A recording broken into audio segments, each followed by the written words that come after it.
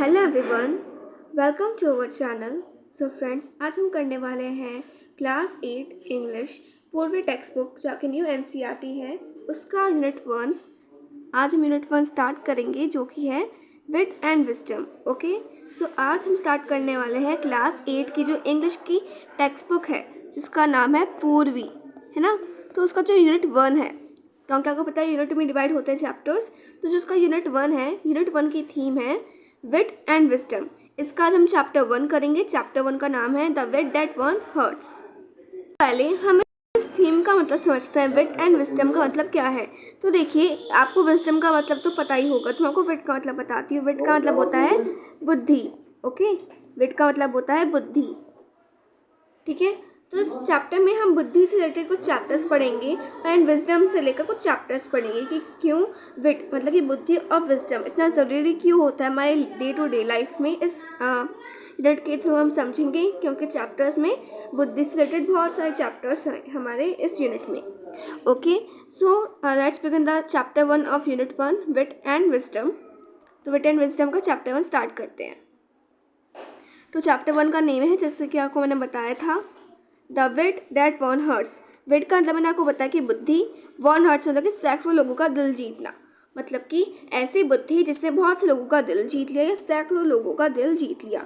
तो जो चैप्टर का मतलब है the wit that one hurts, इसका मतलब ये है कि ऐसी बुद्धि जिसने बहुत से लोगों का दिल जीत लिया। अब वो किसकी बुद्धि है, तो और इस चैप्टर में बेसिकली क्या होता है कि यहाँ पे एक राजा होते हैं कृष्णदेवराय, जो कि विजयनगर एम्पायर के एक बहुत फेमस रूलर थे, एंड उनकी वाइफ थी थिरुमालंबल।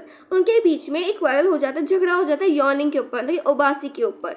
अब तेनालीरामा उसे कैसे सॉर्ट आउट करते हैं इस क्वारल को और अपनी बुद्धि को कैसे यूज़ करते हैं, इस चैप्टर के हम थ्रू जानेंगे। क्योंकि आपको पता है तेनालीरामा बहुत अच्छे एक पॉइंट थे, बहुत अच्छे वो कविता लिखते थे, साथ साथ में बहुत अच्छे एडवाइसर भी थे।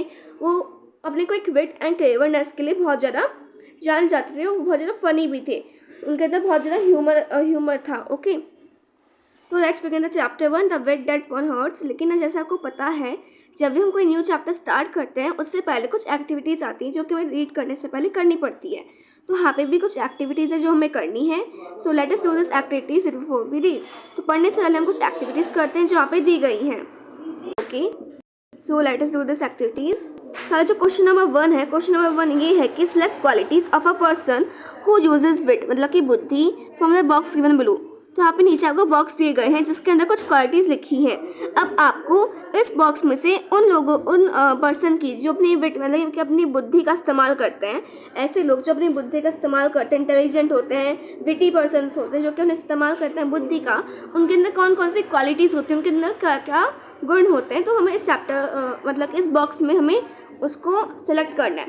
तो देखिए, जो विटी पर्सनस होते हैं, जो कि बुद्धिमान लोग होते हैं, वो वाइस होते हैं बहुत ज़्यादा, वो बुद्धिमान होते हैं। सिर्फ वो मतलब कि ज़िद्दी होते हैं, वो ज़िद्दी नहीं होते, वो पंक्चुअल होते हैं, वो सीरियस नहीं होते हैं। मतलब कि एक थोड़ी चीज़ है कि वो हर चीज़ में सीरियस रहे नहीं, जैसे कि तेनालीरामा, वो सीरियस नहीं थे ज़्यादा, वो ह्यूमरस थे, करेजियस, उनके अंदर बहुत ज़्यादा करेज होता है। जो विटी पर्सनस होते हैं वो बहुत ज़्यादा कॉन्फिडेंट भी होते हैं और बहुत ज़्यादा क्लेवर भी होते हैं, ऑब्जर्वेंट भी होते हैं, एंड पावरफुल का ज़रूरी नहीं है, आप ले सकते हैं चार्मिंग एंड ह्यूमरस भी होते हैं, क्रिएटिव भी होते हैं। तो जो पर्सन्स विटी पर्सन्स होते हैं उनके अंदर कौन कौन सी क्वालिटीज़ होती हैं, वो वाइज होते हैं, पंक्चुअल होते हैं, करेजियस होते हैं, कॉन्फिडेंट होते हैं, क्लेवर होते हैं, observant, charming, humorous and creative भी होते हैं।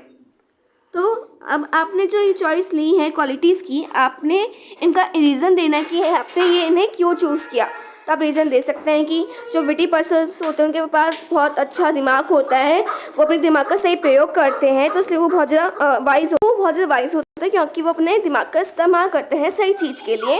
वो बहुत ज़्यादा पंक्चुअल होते हैं, कॉन्फिडेंट होते हैं, करेजियस होता है, वो बहुत ज़्यादा करेज होता है उनके अंदर, क्लेवर भी होता है, चतुर भी होते हैं, और ज़्यादा चीज़ ऑब्जर्व करते हैं, बोलते कम है, ऑब्जर्व ज़्यादा करते हैं। चार्मिंग पर्सन होते हैं, बहुत ज़्यादा फ़नी भी होते हैं, जिसके तेनालीरामा जी वो विटी पर्सन थे लेकिन वो बहुत ज़्यादा ह्यूमरस भी थे, फ़नी थे, एंड क्रिएटिव तो बहुत होते ही होते हैं। तो आप ऐसे रीजंस दे सकते हैं अपनी क्वालिटीज़ की चॉइस के निर्भर पर। आप और भी ले सकते हैं, पावरफुल भी ले सकते हैं, एनर्जेटिक भी ले सकते हैं, ये आपके चॉइस पर डिपेंड है, ठीक है। अब हम नेक्स्ट क्वेश्चन पे मूव करते हैं तो यहाँ पे क्वेश्चन नंबर 2 ये कह रहा है कि वर्क इन पेयर्स, आपको पेयर्स में वर्क करना है एंड आंसर द रिडल्स। और नीचे में कुछ 4 रिडल्स दी गई हैं, यहाँ पे 4 रिडल्स के सॉल्व करने हैं, उनके आंसर निकालने हैं। अब यहाँ पे नीचे आपको दी गई हैं कुछ रिडल्स एंड आपको उनके आंसर फाइंड करने हैं with the help of your classmates and teachers. तो हमें कैसे इन पहेलियों को सॉल्व करेंगे, चलिए देखते हैं। तो यहाँ पे जो फर्स्ट पहेली है, फर्स्ट रिडल ये है कि I can be a friend और अ फोई, मैं तुम्हारा दोस्त भी बन सकता हूँ, मैं तुम्हारा दुश्मन भी बन सकता हूँ। मतलब कि मैं तुम्हारा दोस्त भी बना सकता हूँ और दुश्मन भी बना सकता हूँ, लेकिन ये डिपेंड करता है कि तुम मुझे कैसे यूज़ कर रहे हो। मैं जॉय भी लेकर आ सकता हूँ, दुख भी लेकर आ सकता हूँ। तो देखिए, ऐसी चीज़ जो आपके ऊपर निर्भर है, वो आपके थ्रू ही आप उससे दोस्त बना सकते हैं या दुश्मन बना सकते हैं। वो जॉय भी लेकर आता है, पेन भी लेकर आता है। जैसे कौन सी चीज़ है, वो होता है वर्ड्स, मतलब कि शब्द। वर्ड्स मतलब कि होता है शब्द, ठीक है। तो शब्द मतलब कि वर्ड्स, वो दोस्त भी बना सकते हैं एंड दुश्मनी भी बना सकते हैं। डिपेंड करता है उन्हें कैसे यूज़ कर रहे हो। ये जॉय भी लेकर आते हैं, पेन भी लेकर आते हैं। Next is what is always in front of you but you can't see it, can't be seen. मतलब कि ऐसी कौन सी चीज़ है जो आपके बिल्कुल आगे रहती है, आपके बिल्कुल फ्रंट में आपके आगे है, लेकिन आप उसे कभी देख नहीं सकते। तो वो होता है फ्यूचर, मतलब कि भविष्य। भविष्य मतलब कि फ्यूचर आपके हमेशा आगे होता है, ठीक है, लेकिन आप उसे कभी देख नहीं सकते। Next is I can be measured, मैं मेजर किया जा सकता हूँ लेकिन मैं टच नहीं किया जा सकता। आप मुझे टच नहीं कर सकते, रोक भी नहीं सकते या बढ़ा भी नहीं सकते। आई कैन बी स्पेंट, मैं बीत सकता हूँ लेकिन मैं कभी सेव नहीं हो सकता। तो ये है टाइम, मतलब कि समय।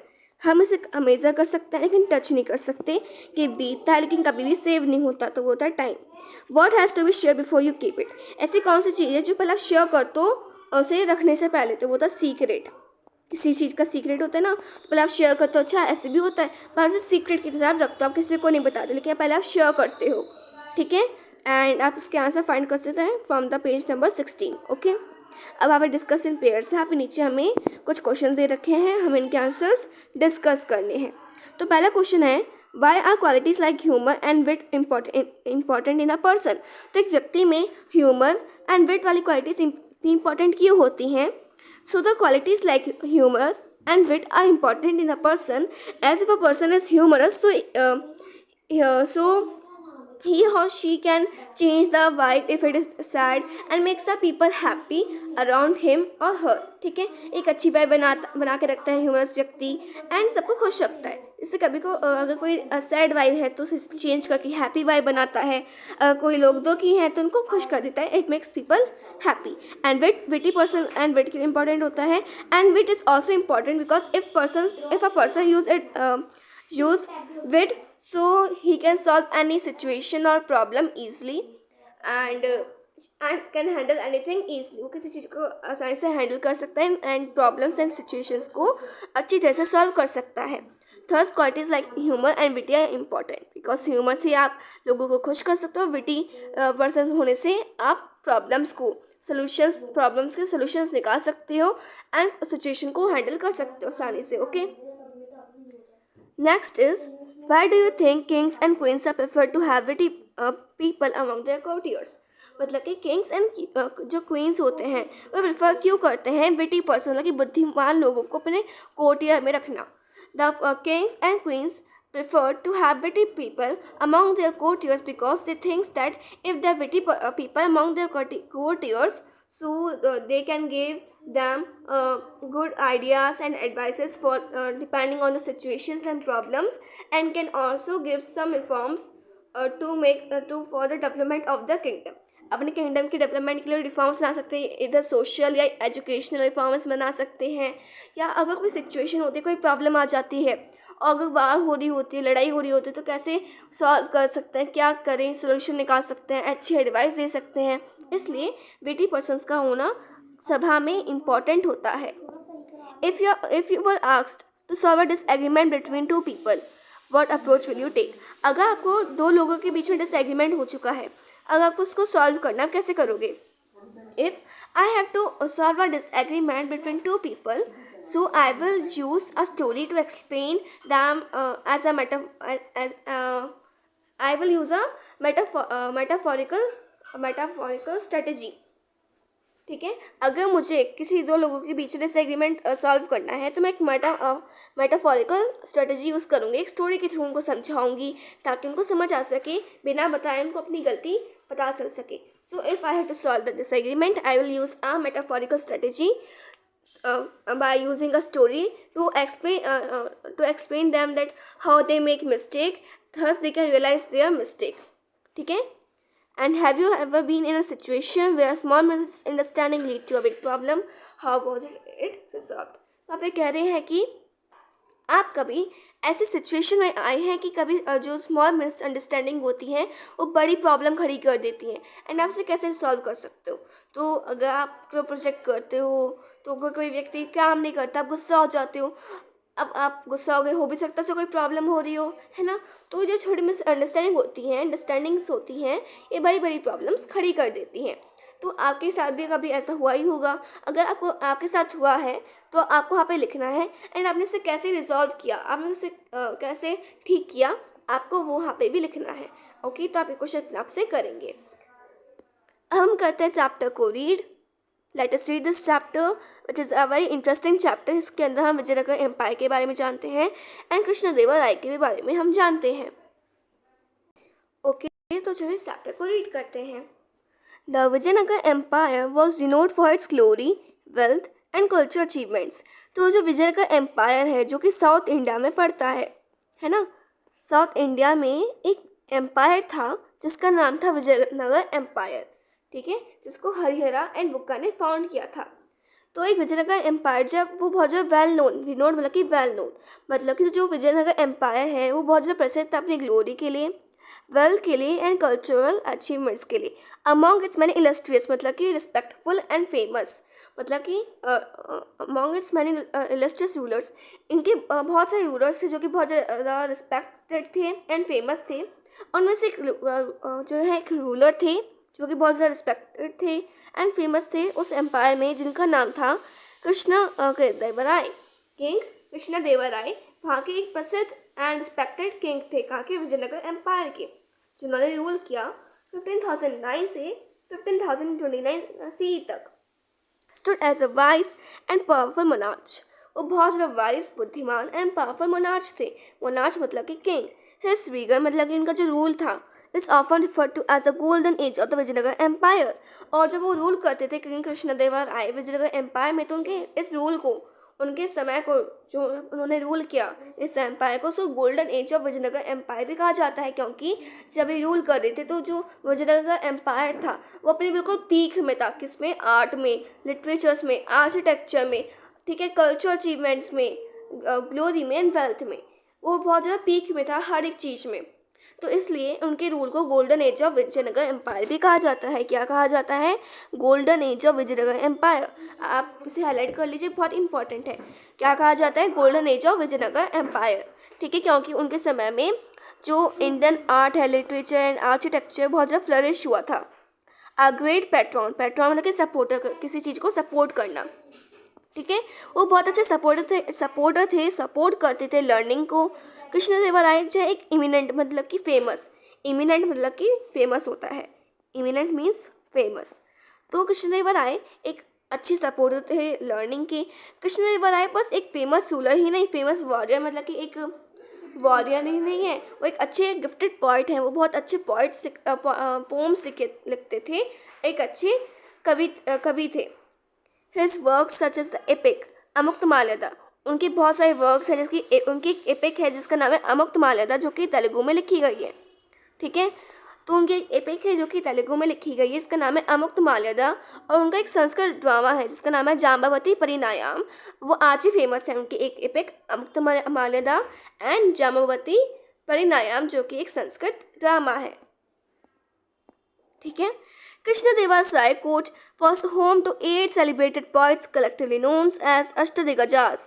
तो जो कृष्णदेवराय की जो कोर्ट था, जो कृष्णदेवराय का जो सभा थी, उनके अंदर 8 सेलिब्रेटेड पोइट्स थे, 8 महाकवि थे जिनका नाम था अष्टदिग्गजास, ठीक है। उनको अष्टदिग्गजास कहते थे। बहुत इंपॉर्टेंट है, अगर एग्जाम में आपसे बिल्कुल पूछा जाएगा कि जो 8 सेलिब्रेटेड पोइट्स थे कृष्णदेवराय की सभा में, उनको क्या कहा जाता था? उनको कहा जाता था अष्टदिग्गजास, ठीक है। कृष्णदेवराय के जो कोर्ट था उसके अंदर 8 सेलिब्रेटेड पोइट्स थे जिनको कहते थे Ashtadiggajas. These poets including Allasani Peddana and Tenali Ramakrishna. इनके जो 8 पोइट्स में से 2 बहुत प्रसिद्ध थे। इसका नाम था अलासनी, जिनका नाम था अलासनी पेडाना एंड तेनाली रामकृष्णा। ठीक है, आपने तेनाली रामकृष्णा का तो नाम सुना ही होगा। आपने पहले बार सुना होगा शायद से मे बी अलासनी पेडाना का। ठीक है, ये भी बहुत अच्छे पोइट थे उस समय के। ठीक है, तो आप इन 2 लोगों का नाम याद कर लीजिए, तेनाली रामकृष्णा, इनका पूरा नाम आपको पता होना चाहिए, तेनाली रामकृष्णा एंड अलासनी पेडाना। अलासनी पेडाना, ठीक है। तो वो जो है अच्छे पोइट थे, उन्होंने वो अपने लिटरेरी ट्रेडिशन में बहुत ज़्यादा फेमस थे। Tenali Ramakrishna is particularly was known for its quick wit and humour.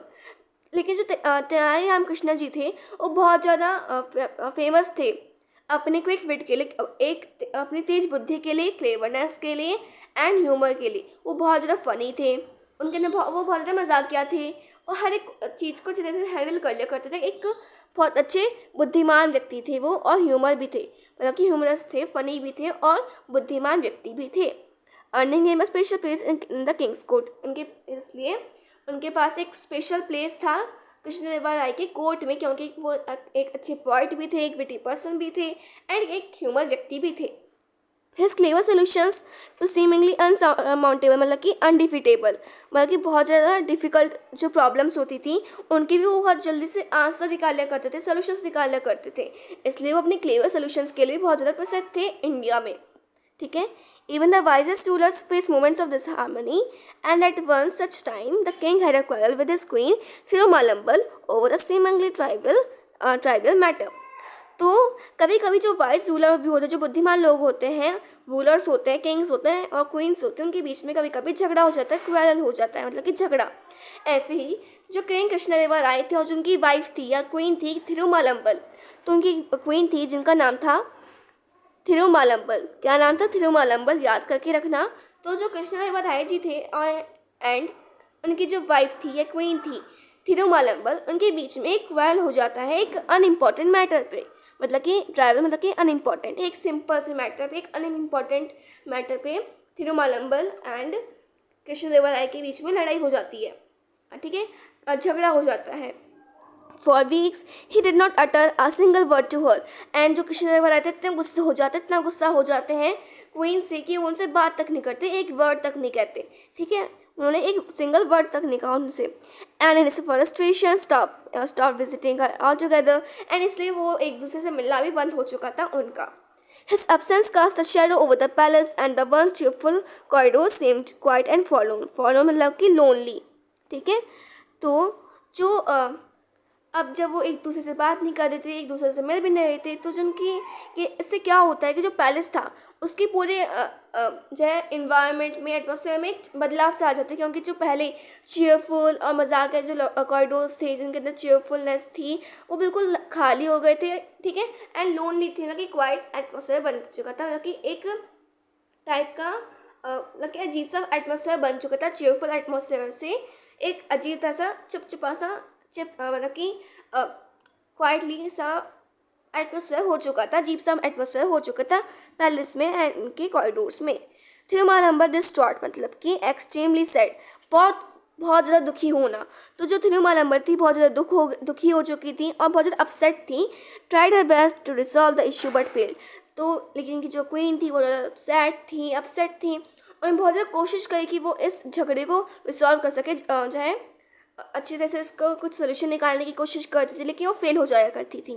With no other alternative she decided to seek the help of Tenali Rama. जब उनके पास कोई ऑप्शन नहीं था क्या वो क्या करें, तो उन्होंने तेनाली रामा की मदद ली। The court's brilliant and witty point, क्योंकि वो कोर्ट के बहुत ज़्यादा विटी पर्सन थे, बहुत ज़्यादा बुद्धिमान व्यक्ति थे, और वो क्वेश्चंस के मतलब कि डिफ़िकल्ट प्रॉब्लम्स के भी क्लेवर सोल्यूशंस निकाला करते थे। इसलिए थिरुमालंबल जी ने तेनाली रामा को चूज़ किया, क्योंकि वो वैसे तो वो कृष्णदेवराय के फेवरेट भी थे। देखिए, जो तेनाली रामकृष्ण थे, तेनाली रामकृष्ण जी जो थे वो कृष्णदेवराय मतलब कि किंग के एक फेवरेट पर्सन थे, एक चाहते पर्सन थे। कृष्णदेवराय उनको बहुत पसंद करते थे। ठीक है, तो उसने थिरुमालंबल जी ने, मालंबल जो क्वीन थी, इन्होंने तेनाली रामा की हेल्प ली। राम लिसन पेशेंटली, तो जो तेनालीराम थे वो ध्यान से सुनते हैं क्वीन की सारी बात, और इंसिडेंट को डिटेल में लेते हैं कि अच्छी तरह से सुनते हैं, और कोशिश करते हैं कि कैसे इसको रिसॉल्व करें। ओके, देन तो जो क्वीन होती हैं वो समझाती हैं तेनालीरामा को कि क्या हुआ था, किस बात पे झगड़ा हुआ था, एंड क्या क्या इंसिडेंट हुआ था, डिटेल में समझाती हैं, हर एक चीज़ बताती हैं राम को। ठीक है, तेनालीराम को हर चीज़ बताती हैं कि क्या होता है उस समय। The king wrote a poem, तो आपको जिसके पता है, एक किंग जो थे, जो कृष्णदेवराय थे, एक अच्छे पोइट भी थे, एक पैट्रन थे लर्निंग के, एंड तो उन्होंने एक पोम लिखी, एक कविता लिखी। She began her voice trembling, तो वो मतलब कि ऐसे रोते रोते हल्की सी वैसे आवाज़ से वो बोलना शुरू करती हैं। It fill with vague expression, मतलब कि अनक्लियर प्रेशर, मतलब वो बोलती हैं कि जो किंग ने पोम लिखी इसके अंदर अनक्लियर एक्सप्रेशन थे, मतलब कि नॉन सेंस पोम थी, कुछ सेंस नहीं था। मतलब कि एक पोम होती है इसके अंदर सेंस होता है कि हाँ, ये हर चीज़ समझ में आती है कि अच्छा ऐसा ऐसा होता है, लेकिन जो किंग ने पोम लिखी थी वो बिल्कुल मतलब कि सेंस नहीं था उस पोम में नॉन सेंस पोम थी, कि कुछ सेंस नहीं था, एंड अनक्लियर पोम थी। उसमें बस sun moon stars and beautiful sky के बारे में बात हुई थी, जो कि नॉन सेंस दिखा रहा था, तो इसलिए अजीब सी पोम बनाई थी उन्होंने। ठीक है, तो when he tried reciting it to his ministers, they all avoided him, तो जब किंग कोशिश करते अपने जो मिनिस्टर्स थे, जो उनके सेवा में मिनिस्टर्स थे, मंत्री थे, उनको पोम सुनाने की रिसाइट करने की कोशिश करते हैं, वो ट्राई करते हैं रिसाइट करने की पोम को, लेकिन सब लोग क्या करते हैं, बहाना बनाते हैं कि मुझे ये काम करने जाना है, मुझे ये काम करने जाना, कोई भी उनके पोम को नहीं सुनता, अवॉइड कर लेते हैं सब लोग बहाना बना के। ठीक है, एक्सक्यूजेस बनाते हैं। इट वॉज लेट इवनिंग, अब बहुत ज़्यादा कि शाम होने वाली थी, बहुत ज़्यादा मतलब कि शाम खत्म हो गई थी, रात होने वाली थी, कि रात ही स्टार्ट होने वाली थी। When he came to me, बाजू किंग होते हैं, क्वीन की पोम नहीं सुन रहा था, तो रात के समय में वो क्वीन थिरुमालंबल के पास आते हैं, सीकिंग एन ऑडियंस, क्योंकि वो देख रहे थे मैं किसको सुनाऊँ। He begin reciting it to me, बाजो किंग होते हैं वो पोम को रिसाइट करते हैं क्वीन को। ठीक है, but I was also exhausted, अब जो क्वीन थी पूरे दिन की थकान से बहुत ज़्यादा थकी हुई थी, एग्जॉस्टेड थी। आफ्टर टायरिंग डे उनको नींद भी आ रही थी, वो थकी हुई थी। दैट आई यॉन, मतलब उबासी लेती है, यॉन मतलब कि उबासी लेना, उबासी। ठीक है, लेकिन वो बहुत थकी थी, उनको नींद भी आ रही थी, तो वो सुनती तो, लेकिन वो बार बार उबासी ले रही थी। नॉट वंस, बस एक बार नहीं, बहुत बार उन्होंने, कि एक से ज़्यादा बार उन्हें उबासी लेती रही वो, उनको नींद आ रही थी, वो बहुत ज़्यादा यॉर्निंग कर रही थी। ठीक है, the king thought I was disrespecting his poem, तो किंग को लगा कि मैं उनकी पोम को डिसरिस्पेक्ट कर रही हूँ, सम्मान नहीं दे रही, उनकी पोम का मजाक उड़ा रही एक तरह से, मतलब कि डिसरिस्पेक्ट कर रही उनकी पोम को। एंड स्टॉर्म्ड ऑफ, तो उससे वो गुस्सा हो जाते हैं, एंड उनसे बात नहीं करते हैं। ठीक है, since then he was not spoken to me, और जब से वो मुझसे बात नहीं कर रहे, if I had known this would happen I would have chosen another day, अगर मुझे पता होता कि ये सब कुछ होता है, ऐसे लड़ाई बन जाती, तो मैं उनसे कहती आप मुझे पोम कल सुनाना, मैं दूसरा दिन चूज़ करती। Help me please Rama, only you can help the king understand, Rama please मेरी हेल्प करो, तुम ही किंग को समझा सकते हो कि मैं थकी हुई थी, इससे मैंने यॉर्निंग ली थी, मेरा मतलब ये नहीं था कि मैं उनकी पोम को डिसरिस्पेक्ट दूँ, सम्मान ना दूँ। ठीक है, Rama noted thoughtfully, if you like I will try my best to resolve this matter, Rama कहते हैं कि अगर आप चाहते हैं मैं इस मैटर को रिजॉल्व कर दूँ, मैं बहुत कोशिश करूँगा कि इसका एक अच्छा सोल्यूशन निकालूँ और किंग को समझाऊँ कि उनकी क्या मिस्टेक थी। Your highness, but this needs a well plan approach, लेकिन मतलब कि लेकिन क्वीन आप मतलब कि लेकिन रानी जी, आप जो प्रॉब्लम है इसके लिए एक बहुत अच्छा, एक clever and well planned solution चाहिए होगा, ताकि मैं इस सोल्यूशन को सॉल्व कर सकें। ठीक है, and I may need time to find the right strategy, और एक अच्छी और सही स्ट्रेटेजी फाइंड करने में मुझे टाइम भी लग सकता है। The queen who had placed her last hope in Rama agreed, thanked him profusely, मतलब कि प्रोफुसली मीन्स लार्ज अमाउंट, एक मतलब कि बड़ी अमाउंट में। तो अब क्वीन के पास तो बस एक ही ऑप्शन था कि तेनाली रामा की हेल्प लें, तो उनके पास लास्ट होप थी रामा के पास, तो उन्होंने हाँ कह दिया कि तुम जितना टाइम लो लेकिन जल्दी से थैंक भी करते हैं उनको बहुत ज़्यादा, और कहते हैं कि जल्दी से इस सॉल्यूशन निकालो इस प्रॉब्लम का, ठीक है, एक अच्छी स्ट्रेटेजी चूज़ करो, ठीक है। अब इस आगे का कैसे वो तेनालीरामा जी कैसे इस लड़ाई को, इस क्वाल को, झगड़े को कैसे सॉल्व करते हैं एंड क्या अपनी बुद्धि लगाते हैं कि जिससे किंग को अपनी मिस्टेक पता चल पाती है, इसको हम जानेंगे पार्ट 2 में। आज के लिए बस इतना ही। पार्ट 1 में बस हमने इतना पढ़ा कि कृष्णदेवराय राय के बारे में पढ़ा, विजयनगर एम्पायर के बारे में पढ़ा, अष्टदिग्गज गुजरात के बारे में पढ़ा, जिसमें हमने तेनालीरामा के बारे में पढ़ा, और कैसे थिरुमलम्बर एंड कृष्णदेवराय के बीच में कैसे झगड़ा हो जाता है यौनिंग के ऊपर, एंड क्या क्या सीन होता है हमने अभी तक जाना। अब कैसे तेनालीरामा से सॉल्व करते हैं हम जानेंगे पार्ट 2 में। So that's all for today's video. Part 1 में बस हम इतना ही करेंगे एंड हमारा यहाँ पे पार्ट 1 एंड होता है। एंड अगर आप हमारे चैनल पे न्यू आए हैं प्लीज़ चैनल को सब्सक्राइब कीजिए एंड हमारे वीडियोज़ को लाइक कीजिए। Okay, thank you.